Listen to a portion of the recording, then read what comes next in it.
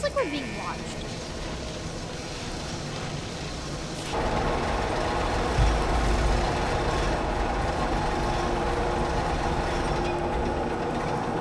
I suddenly want to be somewhere else.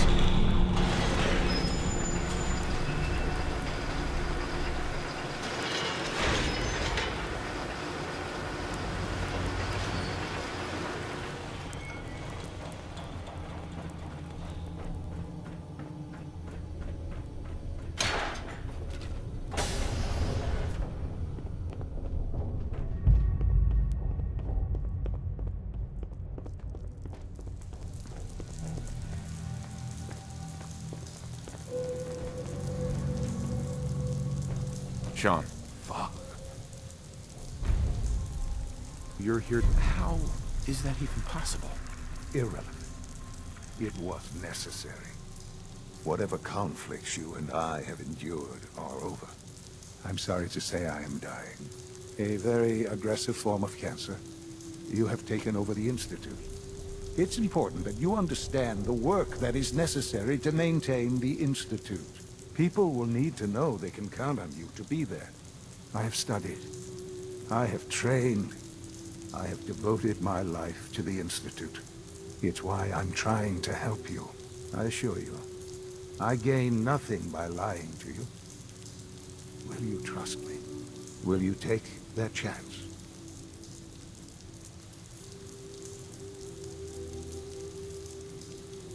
All right, let's go. Thank you.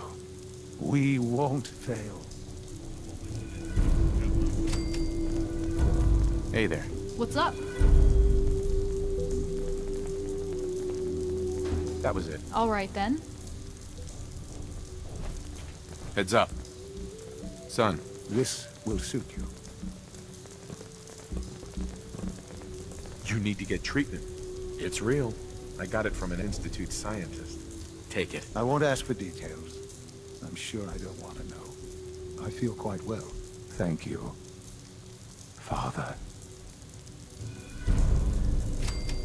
Anything you want to talk about? Well,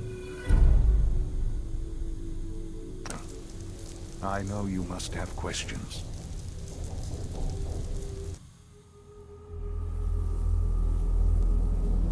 I can feel it wash over me. The heat, the force, the radiation, the fear. It's the end of the world all over again. I close my eyes. I see my life before all of this. Before the bombs. Everything can change in an instant, and the future you plan for yourself shifts, whether or not you're ready. At some point, it happens to all of us. This wasn't the world I wanted, but it was the one I found myself in. The Commonwealth. My home. Ripped apart and put back together. I hoped I could find my family, cheat time, make us whole again. The way we were. But now I know. I know I can't go back. I know the world has changed. That the road ahead will be hard. This time, I'm ready. Because I know war. War never changes.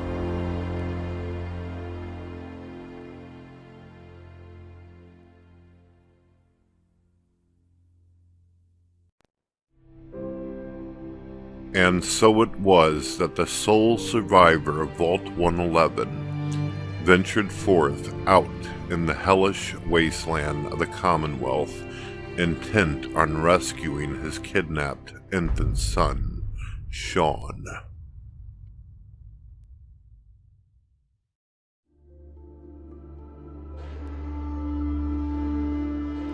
The Commonwealth proved a cruel, inhospitable place, unbeknownst to the Vault Dweller, who had been frozen with no perception of the passage of time. 60 years had passed since Sean's kidnapping. The infant son was now no longer a baby, not even a child, but a 60-year-old man dying of cancer, and also the leader of the very same organization that had kidnapped him in the first place, the Institute.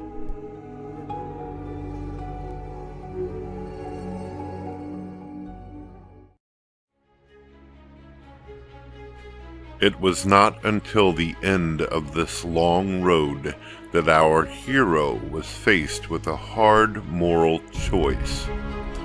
Side with the reclusive organization despite their crimes and questionable research, sacrificing everything for the sake of family, or side against it, turning his back on the son he once set out to rescue.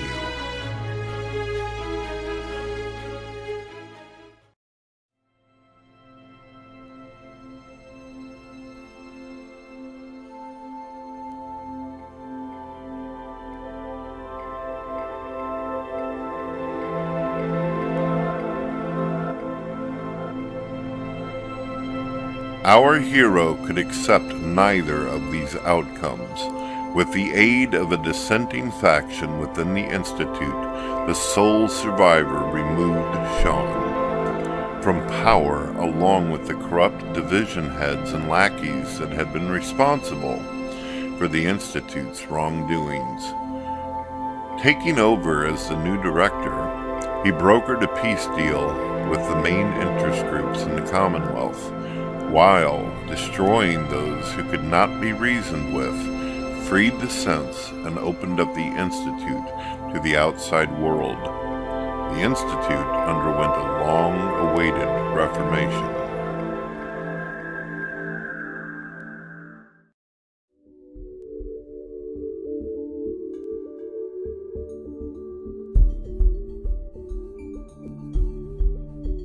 Yet, the sole survivor could not accept Sean's fate.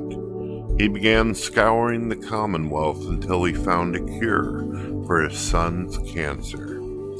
Using Jack Cabot's mysterious serum, as well as medical research recovered from the depths of Vault 81, with the help of Dr. Volkert's expertise, the sole survivor ultimately saved Sean's life.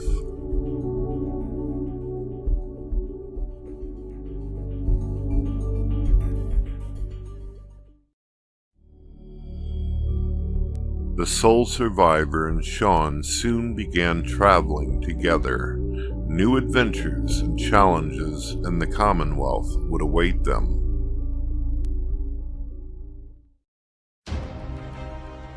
So ends the story of the sole survivor who stepped through the great door of Vault 111 and into the annals of legend. But the tale of humanity will never come to a close, for the struggle of humanity is a war without end. And war never changes.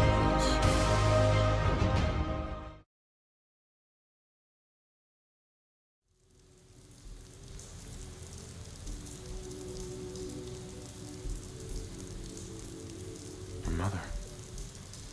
She never got to see you grow up?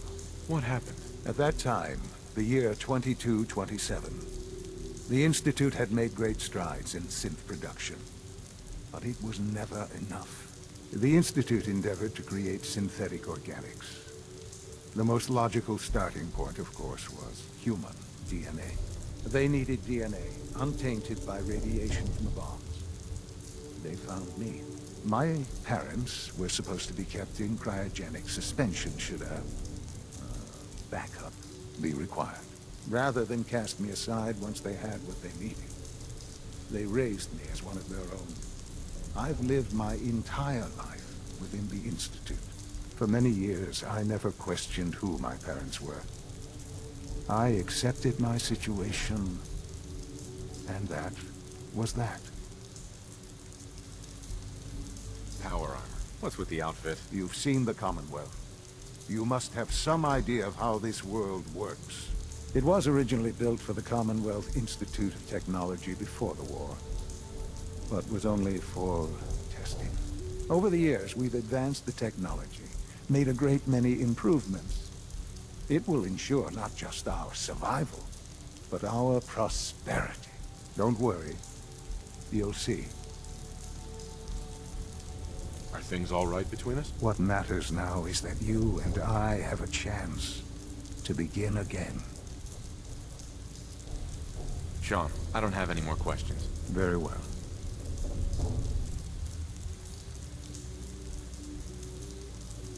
Let's trade some things. Certainly.